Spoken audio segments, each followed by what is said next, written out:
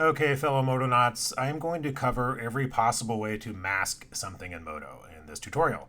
Masking in MODO is a way of isolating part of your scene. You can isolate polygons via polygon selection sets, or parts, or material p-tags, or items, entire items or groups of items in your scene. You can isolate those things in the shader tree to apply materials or textures or render outputs or shaders or all four at once. And that's how the shader tree works. So the shader tree is a item of much controversy in the MODO community. It's different than a lot of other programs in terms of a way to apply these things, textures and shaders and outputs to your scene. And it's different, but it's also incredibly powerful once you sort of get how it works. And one of the most important things about the shader tree is understanding how to mask things in your scene. So when I say mask, what I really mean is isolate. We need to isolate parts of your scene, isolate groups of polygons, isolate entire items, isolate entire groups or hierarchies of items, and in the shader tree, and then you can apply materials, textures, shaders, render outputs to that isolated bit of your scene. So the shader tree is really a two-step process, right? Step one, isolate part of your scene. Step two, apply materials, etc. to that isolated part of your scene. So in order to isolate part of our scene, we need to know what our options are. So I made a list. Okay, so here's my list right here. First of all, we have Polygon Tags, also known as p-tags in MODO. A polygon tag is almost like a bit of metadata on a polygon that places it in a set. So we have three different sort of classes of polygon tags. You have material p-tags, part p-tags, and selection set p-tags. All three of these sort of classes of polygon tags have some subtle differences, which I'll get to in a minute. But essentially what you can do is you can grab one polygon or any arbitrary number of polygons, slap a tag on it, whether it's a material tag or a part tag or a selection set tag, and that tag can be recognized by the shader tree in order to apply textures to it. In terms of items, you can actually do sort of a tag or a mask on an entire item, whether it's a mesh or an instance. You can isolate those in the shader tree. You can also isolate a group locator in the shader tree, and I'll get to that in a minute, and that's useful for texturing hierarchies. And then, of course, you can also isolate an entire group of items. Sort of a group would be an arbitrary collection of items. So the word group is used a lot in MODO, and it refers to several different things. So before I move forward, let's talk about groups, and we're going to bounce back to polygon tags. But let's talk about groups real quick, because it gets a little confusing. Honestly, there needs to be more synonyms for the word group in the English language, because we sort of ran out of terminology here. I know the people at Lexology really tried to find different names than just calling everything a group, but there really wasn't ever a better name than group. So when I talk about group or groups in MODO, there's only three different groups we're talking about. Number one, we can talk about a group locator, and that's in the item list. So if you go to add item under locator, you'll see something called group locator, right? And it's actually called group locator, as you can see when you add it to the scene. And that's just, it's a little folder here, but that's just for organizing your item list and creating hierarchies, right? So if I delete that guy, if I grab, these three guys here and press Control G, what that does is sort of a macro command for creating a group locator and parenting these guys to the group locator. So we've created a hierarchy here. So that's what a group is in the item list. It's a group locator. It's a folder that we use to collect items together and organize our scene. I'm going to undo that. We also have a group in the shader tree. So over here in the shader tree, we have a different type of group. If you go to add layer, and you'll see right here group, or right here group, and that adds a sort of red mask. So the icon gives you an idea of what it is. It's sort of this red circle over the material circle, and that's sort of a clever little icon for a mask. And what a mask is, it's a group in the shader tree that points to something in the scene. You can point to a polygon tag, like I just talked about. So we'll get to that in a second, or an item, or a group locator, right? These are group locators in the scene, or you can point to any of those things in the scene and apply materials or textures to them. Okay, so that's a group. A group in the shader tree is the fundamental building block for isolating parts of our scene. This group in the shader tree can point to other things in the scene to isolate. There is a third kind of group in MODO, and that is a group, an item and channel group, also called an IC group. At least we would call them IC groups. If I go to palettes and groups here, and it's not over here in the render layout, so I have to add this here. No, it is actually. It's right here, groups. So we can kill that guy. So I don't have any in the scene right now, but you can grab together some arbitrary channels or items and create a group in the scene. So we call these item channel groups or IC groups. We call these group locators over here in the item list. And over here in the shader tree, we call them material groups, mask groups. Call them whatever you want. They're called groups, though. So there's 3 different types of groups, and I know that's kind of confusing, but it's not confusing anymore because I just explained it. So now that we're done with that, let's jump back to Polygon tags. So we've got material Polygon tags, part Polygon tags, and selection set Polygon tags. So material P tags, that's what we're going to start with because it's the most common way of isolating bits of your scene to add textures to. So we've got our little guy here. This is the MODO model from the share site by Peter Erickson. So thank you, Peter. If you want to grab it and follow along, I did do a couple things. One, I isolated the mask and the backpack into different items. And Peter, he was 45 feet tall. So I did scale him down because I think we should deal with real world scale. Peter, come on, man, for these guys. But anyway, so this is the model I'm using. And he already has a bunch of material P tags on him, and they're over here in the item list, or I'm sorry, over here in the shader tree. You can also view them in info and statistics. If you undo the twirl on the polygon guy, and under material, you'll notice if I grab one of the items here, this material list will be populated with all the material P tags on this guy. Also, you can see parts. There's a default part, which all polygons have in MODO, and selection sets, which there aren't any on this guy yet. Same with the mask. The mask has some material P tags as well. All of these are also in the shader tree here, which I'll get to in one second. But if you look at the backpack, there are no materials on there, no material P tags at all. So we're going to add some on there and watch how they're added to the shader tree. So a material P tag. So first thing we're going to do is grab some polygons. If I have the entire item selected, that means all the polygons are selected. So I don't want to add a material P tag with the entire item selected because it's going to put every single polygon in this item. It's going to tag those with the same P tag. So let's just grab a few. In polygon mode, press 3. Let's do the tubes here. Just double click to select all those at once. And as you all know, because you've used MODO at least once, that if you press M, it'll bring up a requester to apply a material P tag to it. You can also, under here in 801, I think this is an 801 feature, you can assign, you can do this, there's a button now, which they probably should have had in MODO 201, quite frankly, because it's supposed to help new users. But you can press M or you can press this button, and you get a little requester here. And what this does is it gives you a name. So this name here is the material P tag, the sort of metadata tag I'm applying to this selected polygons here. We'll call that.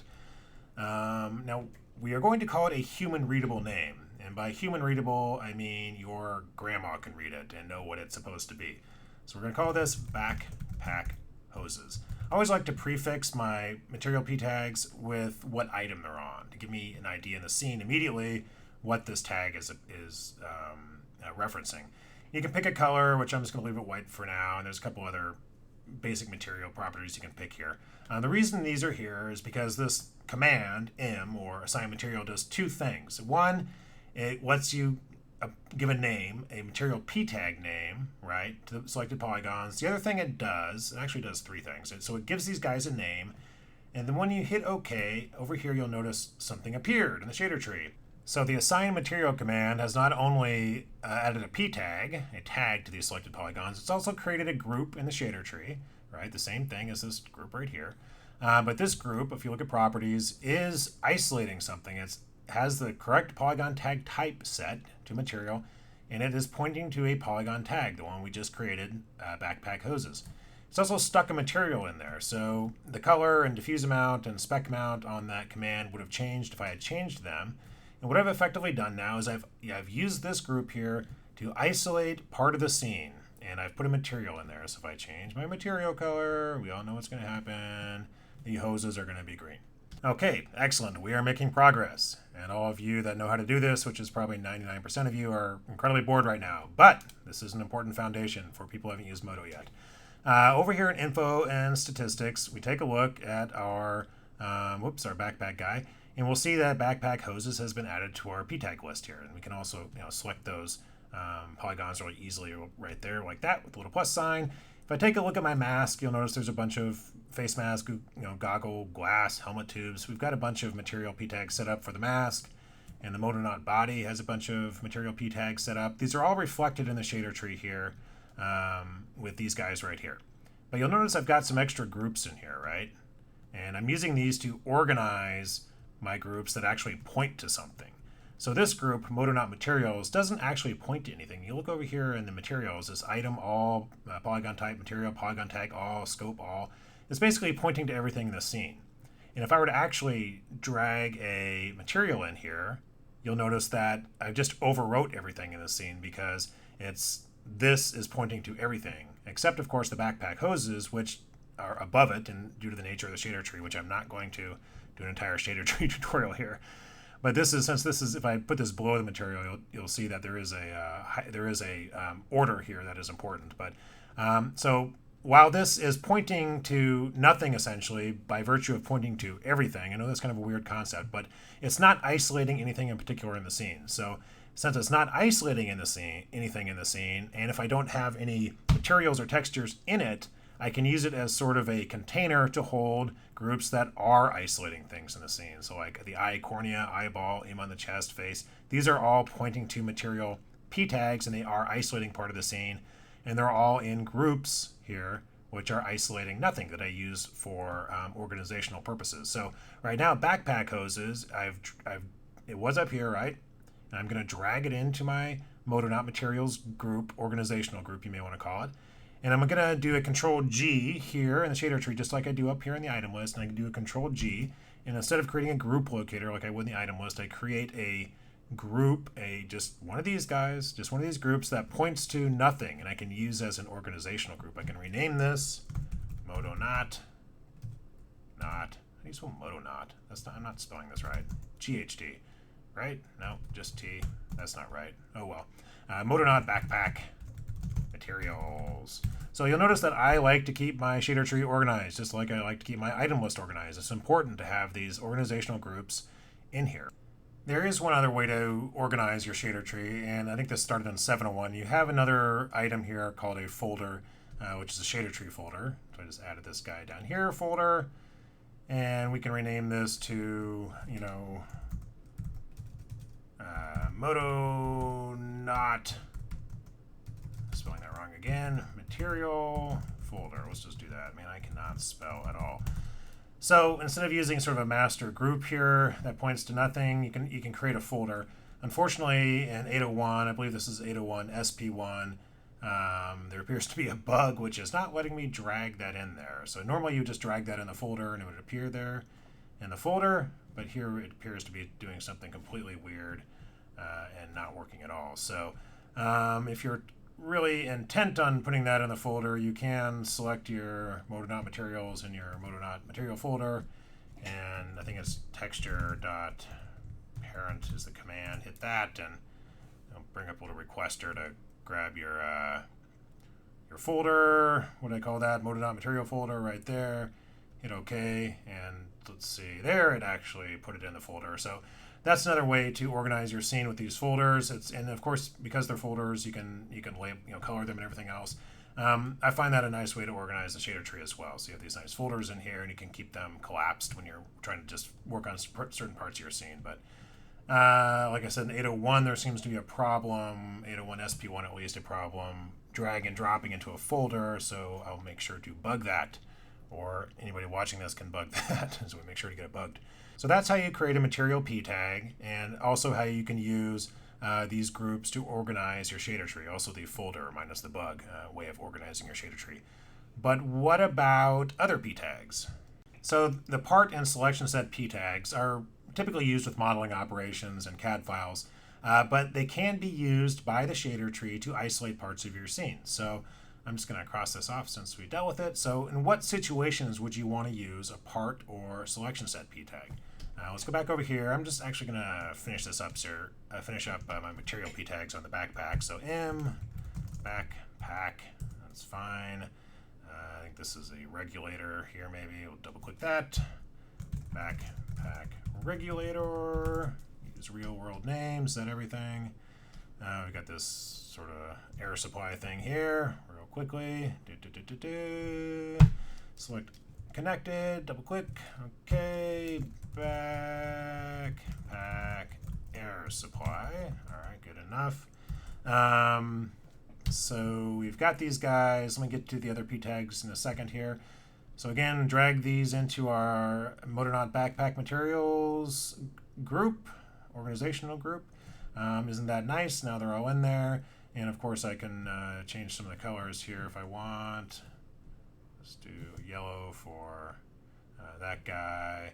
You can also grab things in the shader tree just by clicking. Now we've got the backpack material selected. We'll just do a light blue.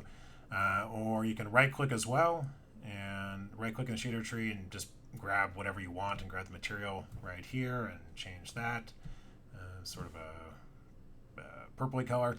Also, if you're curious about what part of the, if you're not sure what these masks are pointing to, let's say, the backpack regulator is pointing to the backpack regulator part of the scene, but if you're getting the scene from somebody else, you don't know what part of the scene this is pointing to, you can do a couple of things. You can go over here to info, and you can always, select those polygons that way so that we know that that's what it's, that mask is pointing to, what that, material selection set is including. The other way over here on the preview, you can click current layer overlay. So I select that, so it's checked, and then unpause it, and you'll see that I've got that selected there. So you've got this red overlay there where I can grab the backpack, and again, so I think, so frustrating. I think there's a bit of a 801 bug here.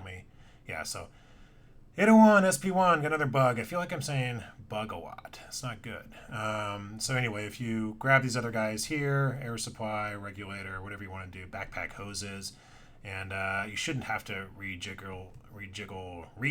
That's another word I just made up. The shader, the preview here, but there seems to be a bug that the preview's not updating unless I jiggle it or something. So there's so that's another way of doing it. So if you're getting this scene that's new to you, you're like, what are the backpack hoses? And you can always turn on this little feature here, currently overlay, and it'll show you what that is. That's if you look at the mask icon here, right? The little red over the material icon, that's where that comes from. It's sort of a Photoshop analog. So, okay, turn that guy off, and let's get into parts and selection sets. So, parts and selection sets. So let's take our backpack here and think, why would I ever want to use a part or selection set P tag in the shader tree when the material P tag does all I ever dreamed it could do? Well, there's a couple reasons for that. One, I've got this backpack here has the, actually let me back up. I'm going to do this. I'm going to take our entire MODO guy and I'm going to duplicate this hierarchy, okay? So now I've got 2 MODO knots in here, and I'm going to just move him to the side. Excellent. All right. So now if you remember our backpack, let's just click here. We've got our backpack material. Let's look at this group here. It's set to all items, right? So if I set this to one particular item, let's say the backpack 2, you'll notice something happens here. Backpack 1 is no longer isolated in the scene. And so it's getting the default material down here because it's not isolated, so it's getting the base material. So this is an interesting part of these groups here. I can actually, let me find it here, this says mixed now because I'm basically isolating both an item and a P tag on that particular item. So if I set this back to all, it's going to take all items in the scene that have that particular P tag on it. So it's going to turn that blue again. So that's interesting. You can see how we might want to use that later on. But let's say I wanted to just get an alpha channel of this guy's backpack, but I just want to keep one backpack material mask here. I don't want to have 2 backpack material masks. Right now, if I take this and throw an alpha channel, let's just go to render outputs, basic alpha. Now I've got an alpha channel in this mask, so we'll just call this backpack alpha. And if I look over here in my shading or my preview here and select that render output, I see I've got an alpha for that backpack now. That's pretty cool. But I don't want both of them. I just want one of them. And I don't want to make 2 different backpack material groups. I don't want a backpack A and a backpack B because they're always going to be the same. And I just want to have to adjust one material. So let me delete that guy. How do I just isolate one of these backpacks for a material, for an alpha channel? Now I can't do an item mask, and we haven't talked about those yet, but this item contains all kinds of material P tags, and I just want the blue backpack. I don't want the hoses and the regulator. So that's where these other p tags come in handy, because I can further isolate bits of this scene using p tags. So if I grab these guys here, just double click, and let's do select, assign selection set. And we'll call this backpack A alpha channel, okay? Because that's what I want to do with it, so I need a human readable name on there. And so now I have, basically what that's done is I've created, if I go over to info and statistics, I see I have a selection set on this backpack. On this other backpack over here, I don't have a selection set. I'll go to item mode so you can see it highlighted. This guy, no selection set. This guy, got a selection set. I can use that. But you'll notice I didn't get the automatic group in the shader tree pointing to that when I created the selection set. That only happens when you use a material p tag, because part and selection set p tags are typically used for modeling or CAD file operation. But I can do this manually. So I can go over here and I can say add layer, go to group. Here's my group. I'm going to put it in my backpack here, backpack, MODO backpack materials. And it's pointing to nothing, and it's called nothing. But I can point it to not a material p tag, but a selection set p tag, and pick the Polygon tag, the name of it, which is backpack alpha channel. And now it is isolating this guy in the scene. There's nothing in here. I don't have a material in here. I could put a material in here if I were actually to put a material in here and make it, let's say, red. Now now I'm just isolating that bit of the scene with a red material. Now there's two things going on here. So we've got this backpack. Let me just drag it underneath it. I don't want to get into a big shader tree tutorial, but this is important because you can have multiple p tags pointing to the same polygons, right? So this backpack is pointing to a material p tag, which right here, backpack material p tag is pointing to these polygons, and this mask right above it is also pointing to those same polygons via a selection set p tag.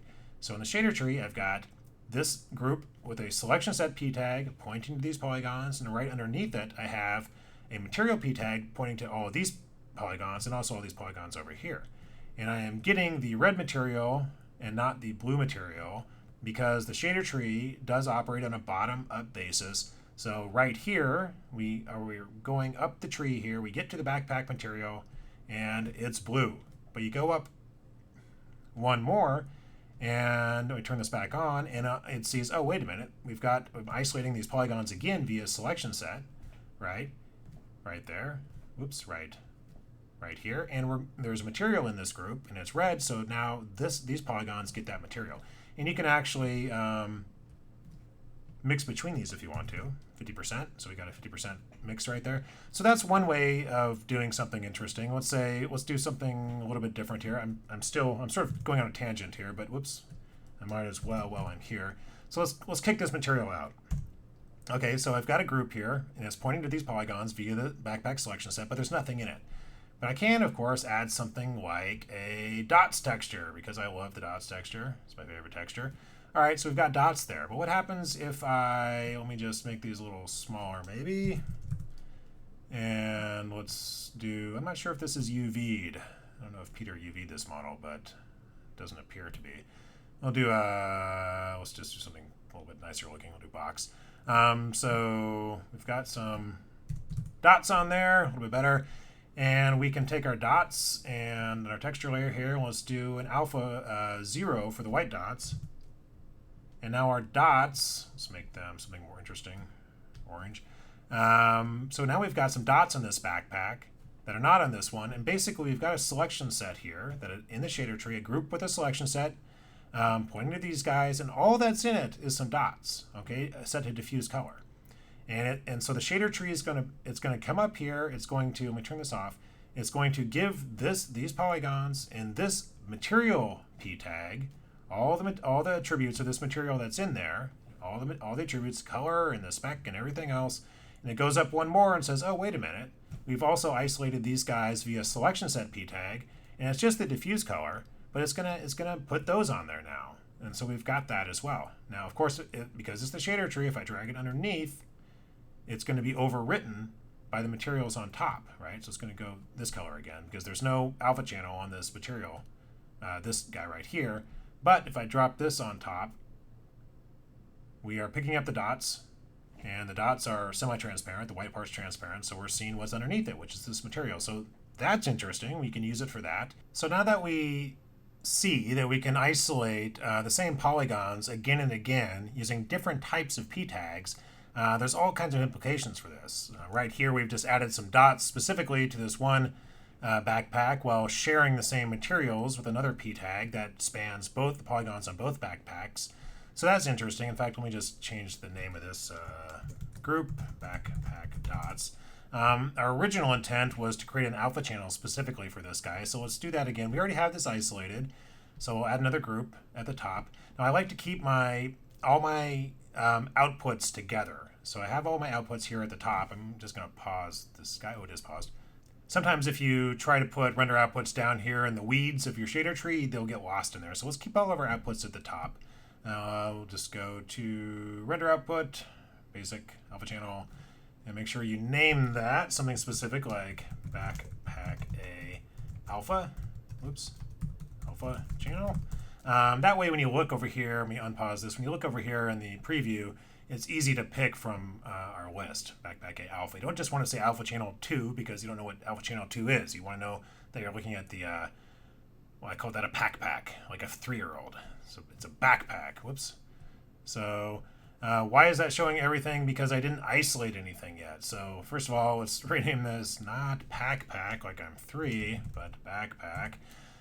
Okay, so let's keep this open. Let's isolate this guy. We want a selection set, Polygon tag type, and the name of the Polygon tag would be backpack alpha channel. So there we go. I think this kicked me back to a shader here. So whoops, don't want that. Let's look at our alpha channel now, and there it is. So we are successfully using a selection set in the shader tree, a selection set p tag to create an alpha channel just for this guy and some dots, some additional texture layering just for one of these guys, while giving us the flexibility of altering the base backpack material for both of these scene backpacks at the same time. So that's kind of cool. As you start to see, like, that's a terrible color, you can kind of start to see how this is, see the power of this, right? We can isolate and re-isolate the same parts of the scene over and over, and then layer them up and even mix them together via the shader tree's layering ability, sort of built-in layered methodology of the shader tree,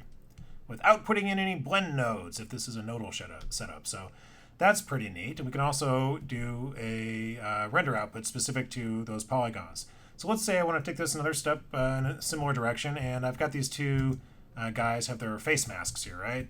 And I want to make them unseen by camera. That's a shader property. Right now, the entire scene is going through one shader, the base shader, and I want to do this visible to camera property, but just on these guys.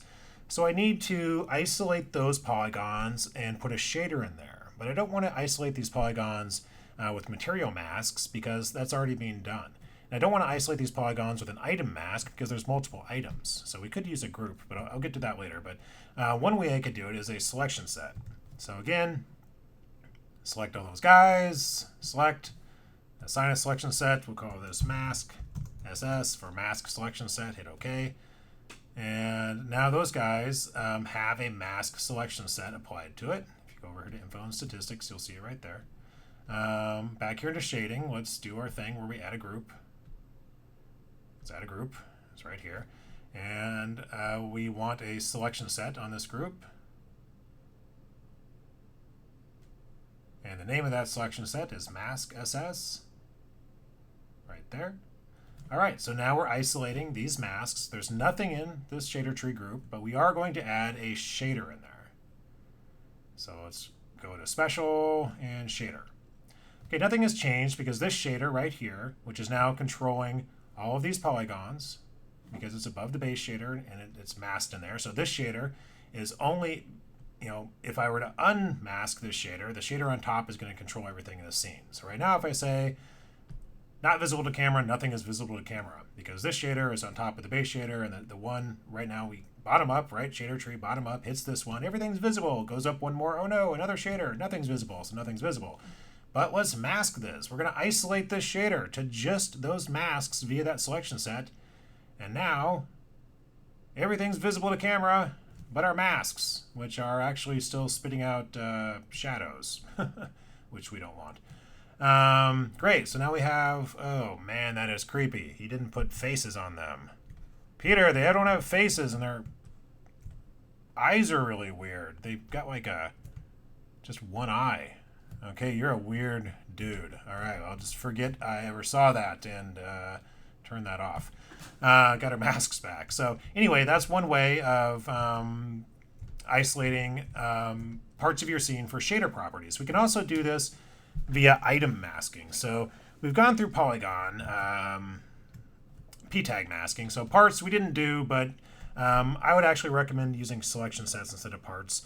One thing that's interesting about selection sets is a polygon can have more than one selection set p-tag, but it can only have one material or part p-tag. So let me demonstrate this real quick. So let's go to this item here, and over in info and statistics, it's got a bunch of p-tag. It has this backpack A alpha channel selection set tag on it, okay? But I can also grab these top polygons here and say, nope, not a material. Sorry, do not press M. Do not go past go or collect $200. Actually go to select and do assign selection set. And we'll call this backpack A top. All right. And so now these polygons here have multiple selection sets. We've got backpack A alpha channel, which is all of these guys. We also have backpack A top, which is just the top parts here. So this polygon can have multiple selection set p tags, but it can only have one part p tag. In fact, that's default for now. And it can only have one material p tag. So if you're going to texture, selection set p tags are actually the interesting one to use for special effects like we've been doing over here. For instance, I can go in here, and this backpack dots is this p tag has all of these guys, right? Well, let's say I change this from backpack. Actually, let me keep that here. I'm going to add another group and put it right on top of backpack dots. And I'm going to isolate a selection set. And the selection set, you guessed correctly, will be backpack A top.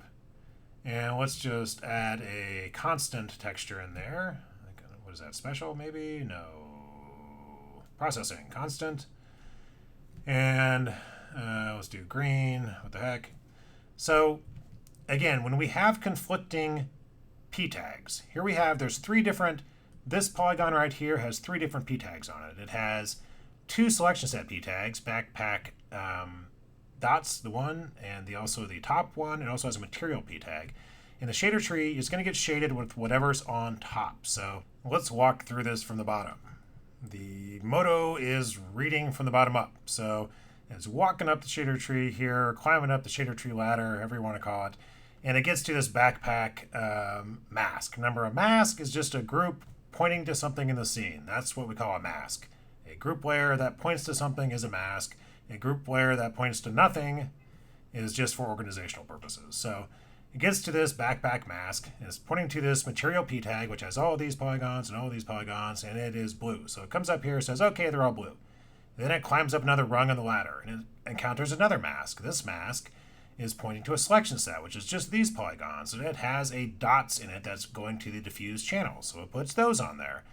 Those dots have some transparency, a 0 alpha value in the white part, so you see through it to the blue underneath down here. And it climbs up again, and it sees another mask, pointing to this selection set, these top polygons here. And it has a green constant on the diffuse color there, so it layers that on. If I were to move the green constant mask underneath the dots mask, like so, we'd come up from the bottom, you'd say, okay, we're all blue, and now we're all green on top of the blue, and then on top of that we've got dots, which have some transparency, so they're on top of both of them. So that's how it works. Order matters in the shader tree when you have multiple masks pointing to the same polygons. I could have an item mask in here as well. I haven't talked about those yet, but I could have a mask on an item, the entire backpack item, and that order is going to matter as well. So, in fact, no, I'm not going to do that right now. We'll just get to that in a minute. But I think you get it. Order matters when you have masks that point to the same things. Also, order matters if something is not masked at all. So I just add another constant in here set to diffuse color, this black. It's sitting on top of everything.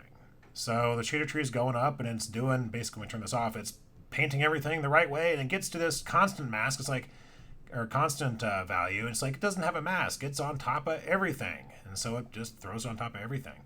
If I were to drag this down here underneath all of the backpack materials, but on top of all the body and helmet materials, then, I get my backpacks back, but, it's going up and it hits the black and it covers up everything that it's shaded so far.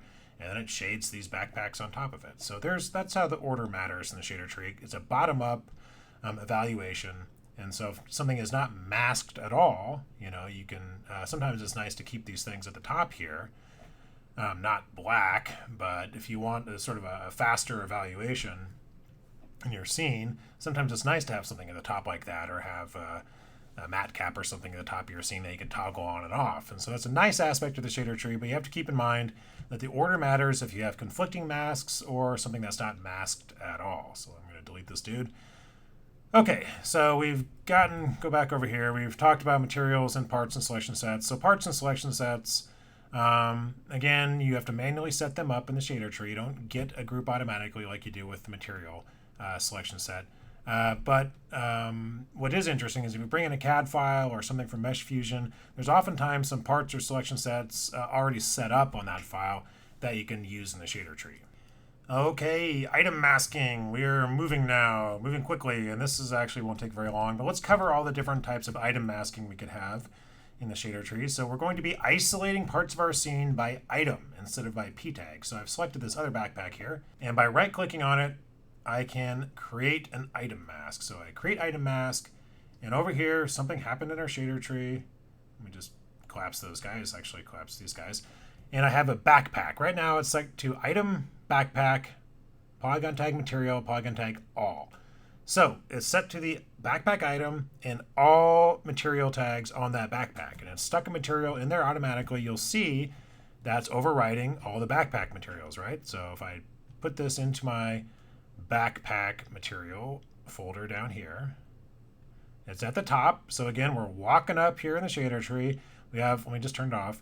We have all these great backpack materials going on here using p-tag masking. And at the top, oh my gosh, we have this item mask with this entire item right here getting all these materials overriding everything that's underneath it. So I'm going to delete the material in there. So this mask still exists. There's an isolation going on right here of this particular backpack. But it's we're getting all the material p tags showing through here because there's nothing in this particular mask. So this backpack has some funky texturing on it because these particular selection set p tags are just on these polygons, but we have this item mask now on this guy. So let's say we want some dirt on here. So I can add an occlusion shader under special, processing, I'm guessing, occlusion. And so we've got an occlusion shader here. And when we right click and we'll set this to diffuse amount. And so now you can see it's got some, I don't know if that's really that noticeable. Let me push in and set this to something more interesting like concavity and convexity. And that's really ugly, but that's good enough for now. So take a look. We've got this occlusion shader on that backpack using item masking. And it's just on diffuse amount. So it's overriding the diffuse amount on all of these materials here and all these different p tags we had set up underneath it. So if I were to say these hoses here and turn the diffuse amount to 500%, you'll get it over here. But this guy's being item masked, this entire bit here, so it's only getting this diffuse amount from this. Let me turn this back to something more reasonable. Let's say that's great. We've got this on everything, but I just want it on the backpack here. I don't want it on everything. So I can further isolate using the p tags here from material. I could pick a material p tag. Let's just call this the backpack material p tag. And so I further isolated this mask to use just this item and just this p tag. So I'm masking two things here. I'm masking this backpack item, and on this item, a particular p tag, in this case, the material backpack p tag on this item. So that occlusion texture is only being applied to the material p tag, this guy, on the backpack. So that's pretty interesting. We can mix in some item masking as well. And while we have an item mask, we can also create these manually. So let me just sort of collapse these. Let's say I want an alpha for this guy. So let's do that with an item mask. So again, let's do group, and let's make this item. And we'll say backpack. I believe that's backpack 2, right? Just backpack 2. Item mode. What is that? Backpack 2. So that's what we want. Backpack 2, and we want to throw a render output in there. Let's say an alpha channel. And of course, we want to rename this backpack B alpha channel. So now I've got an alpha channel for just this backpack. So if I go over here to my, I've got an alpha channel for backpack B right there with an item mask, and I also have an alpha channel with backpack A. Backpack A, and I'm accomplishing that, if you remember, with the selection set p tag. So that's pretty cool. We can use item masks to, again, add some specific textures to our scene. We can further drill down an item mask to a particular p tag. So we've got a mixed mask with an item and a p tag, and we can use that for render outputs as well. We can also use it for shading. So I've got this guy over here. Let's go over to shading, and I've got this item mask. It's got a output in it, but I could also throw a shader in there. Now, I don't like to mix things. Typically, if I'm going to mix something, I would create a separate mask with a shader, because it's just easier for me organizationally to have render outputs in one mask and shaders in others. But I'll just go ahead and do this for brevity's sake, which I'm not very good at anyway. Being brief. Briefity? Shouldn't it be briefity? Again, English language. So let's say no shadows on this guy. So no shadows. So yay, we have no shadows on there. So anyway, that's just another way of controlling aspects of your scene via isolating them in the shader tree using item masking, or in this case, a combination of item and p-tag masking, which is pretty cool. All right, so we've got item masking, and we can also do this with instances. So a lot of times you have a lot of instances in the scene. So I'm going to instance our MODO here, right-click, instance, and let's move this dude over here. He's a loser. He's got no backpack. He's got no mask, but he's an instance. And what's interesting is I can right-click on my instance. You can also do this actually in the shader tree. You go over here to the shader tree and right-click. You could say create item mask on my instance. So I have my MODO here instance with an item mask on this purple instance here.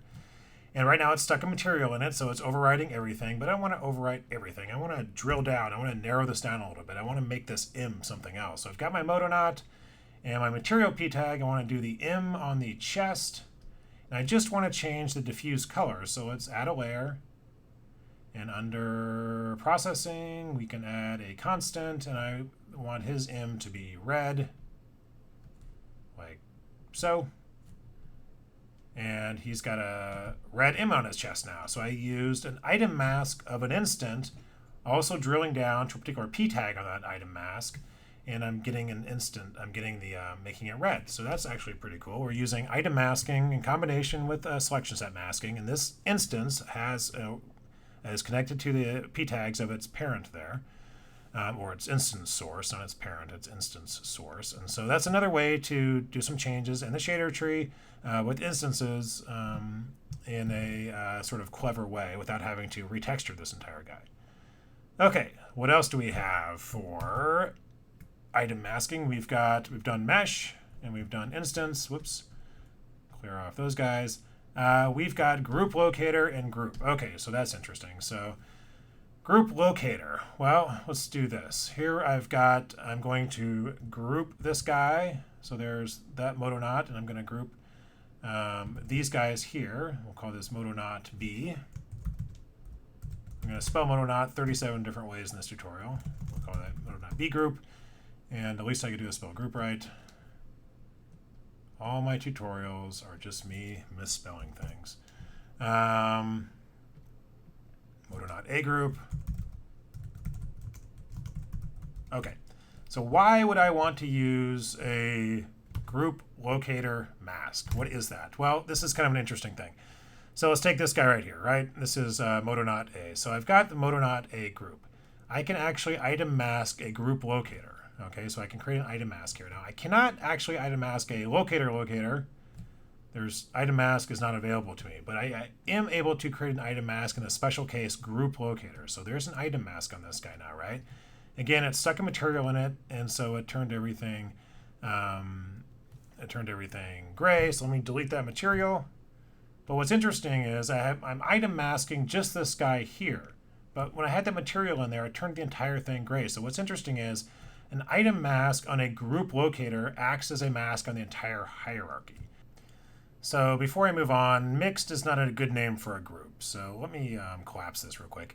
If I rename this and call this group MODO not instance M and hit OK, it says, do you want to reassign materials with that name? So what that does is I change the name of this mask, and it's asking if I want to change the name of this associated P tag, M on chest, to the name I just typed in there. And I want to say, no, I don't. So I want to keep that, I just want that name to be the name of this group here. So I'm going to drag MODO not instance M into my MODO not folder there. Oh, right, there's that bug. Yay, bugs. So let me just drag it into MODO not materials and see if I can, that's fine. So we'll just keep it right there. Let me expand on what just happened there real quick. So let me just hide these guys. So I've got this MODO not here, and I select that, and I've got this P tag body color, right? If I look over here in info and statistics, there it is, body color. That's the P tag I'm talking about on those polygons. If I right click and say rename the shader, this group here, this mask in the shader tree, and call this booty color and hit OK, it's going to say, do you want to reassign materials with that name? Now, previously I said no because I just wanted the name of this group to say MODO not instance M. Let's say yes here. So what's going to happen if I say yes? If I say yes, what's happened is booty color is now, if I go over here to info and statistics, body color is now called booty color. So what it's trying to do, MODO is asking you if you want to synchronize the name of this mask, this group pointing to the selection set, with the name of the selection set you're pointing to. So I changed the name of this mask. It's asking me if I want to go ahead and also change the name of that selection set while I'm at it. And there I said yes, so booty color, body color is now booty color. Excellent. So that's what that is, if you're ever wondering. So let's go back up here to MODO not A group, and I'm going to drag that into there as well. Okay, so this has nothing in it right now, but it's an item mask on this group locator right here. And this group locator has some children, being these three items. If I add something, let's say an occlusion texture, we'll do that again. Processing, occlusion, let's do, for the occlusion texture, let's do concavity and convexity and change this to diffuse amount. So I'm getting this occlusion texture on the diffuse amount, and we turn these other guys back on. I'm just getting that on the items in this hierarchy here, right? So this is a not very often used masking technique, but if you do mask a group locator, in which I've masked this group locator here, and you want to do something like add an occlusion texture on everything in there without having to do it individually per item or per P tag, you can do that with a group locator mask. You can also do that with a group mask, which I'll get to in a second, but that's just, again, you're probably not going to use this a lot, but it's another way to mask something. You can mask an entire hierarchy in MODO if that hierarchy is a group locator. Okay, so I'm actually going to turn that off because occlusion slows down my preview and I don't really need that on right now. So, all right, so we've done mesh and instance and group locator. Now let's look at group. Make that red. Okay, group. This is sort of the last one we're going to do here. Okay, so we can mask on an entire group in MODO. And before we do that, we need to make a group. So over here on our group list, let's grab a couple of things. I'm going to grab these two bodies right here. We're going to create a group, new group, call this MODO not bodies. Okay, there's a group, MODO not bodies. It has two items in it. The two items it has are MODO not 1 and MODO not 2.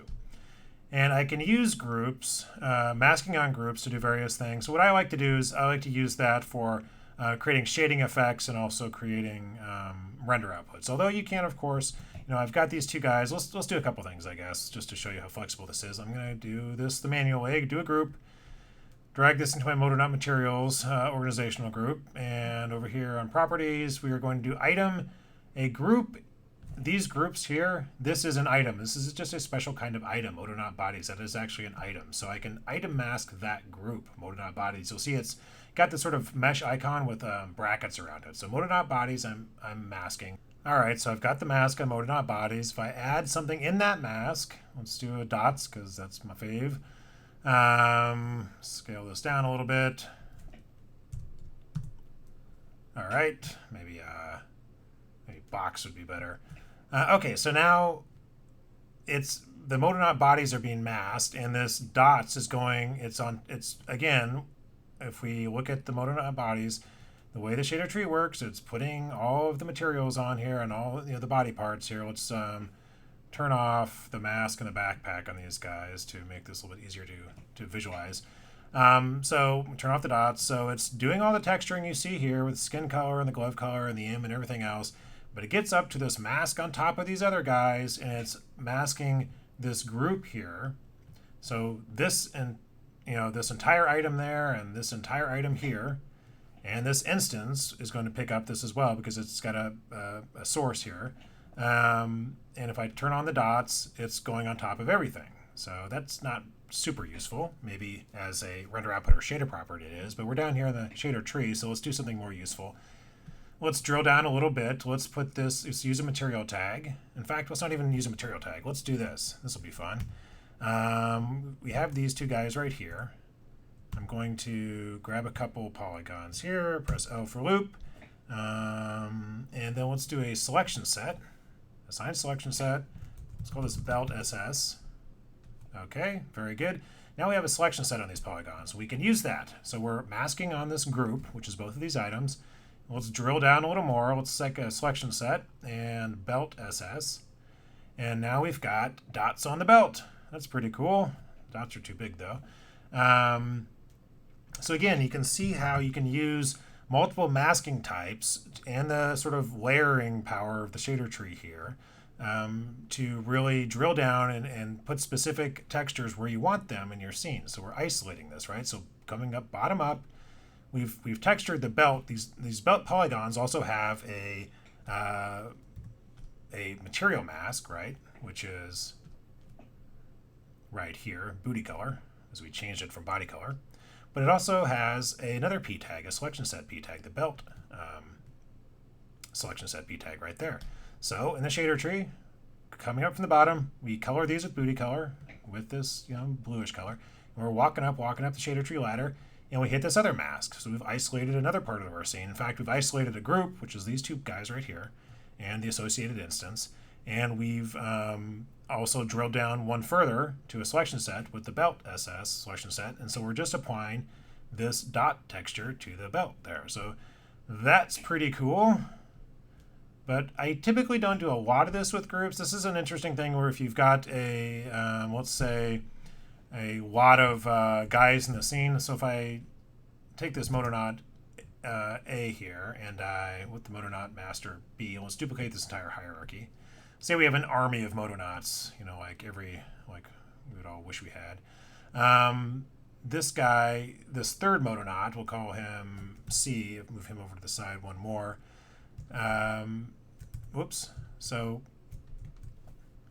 I believe he may have been automatically added to our group because we duplicated him from a group. So let's take MODO not 4, right click, and remove from group. So that poor bastard is no longer in our group, which means he's no longer being masked here, which means if I should update this guy, you will not get the belt on him here. So if we had an army of guys, say we had 1,000 MODO nots, you can start picking these guys out here from the shader, the item list, and putting them into groups, and then masking those groups in a selection set or whatever else you want in the shader tree. So let's say, this guy's our captain. He doesn't have a belt, but all these other poor bastards have belts.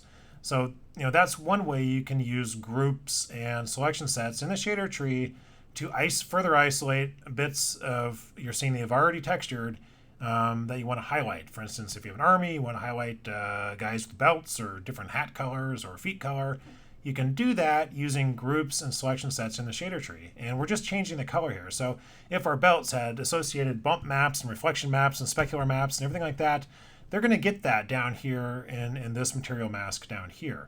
And all of those will still be there because the only thing we're overriding is diffuse color. So again, if this is an army and this is a uniform and we just want to change colors of some of our guys out there in the crowd, we can item mask some of them. We can group some together and do mask on a group instead of an individual item. And we can drill down and grab some polys in there with a selection set, let's say a hat or some shoulder pads or whatever, and texture those. So you can see how flexible that is down here. Group masking is also very usable when you're dealing with shading properties or render outputs. So if I grab these 3 backpacks here, and I go over here to my groups, and I create a new group and call these backpacks. In fact, we'll just call them packpacks because I think that's funnier. Backpacks group. So it's got 3 items there. And over here in our shader tree, let's add something up top. We'll just do, let's do a group. And the item will be that we're masking on is going to be our pack item right there, packpacks. No additional selection set needed. And let's do a, let's say we want a render output. We just want the, let's say we want just the diffuse color, diffuse shading of those guys. So let's do diffuse shading total of the pack. So we look over here. Again, you should name these things, the render outputs, so they're human readable. Pack, diffuse shading. So over here in our preview, we can just look at that render output. We've got our diffuse shading of our pack. Say we want to spit that out and mess around with those in a composition later on, we can do that. But the point is we're using item masking on groups to isolate parts of our scene for render outputs. You can also isolate parts of your scene. Let's say we'll just do the masks. Here we had a mask selection set to hide some of the masks. If I remember, I turned it off because it was so disturbing, but if I turn my mask selection set back on and it hides those masks, I'm using a selection set here, but it may make more sense to actually use a group. So I can grab my masks here and then create a group like I did before, mask group. There we got it. And then up here, we'll just add a shader tree group. Again, we're using the word group 5,000 times. And we will item mask on our mask group. And let's add a shader in that mask group. So special shader. Instead of using our selection sets to hide those, we will make those invisible to camera and shadows via masking on the group of item. So let's just recap this. This red, because we just covered it.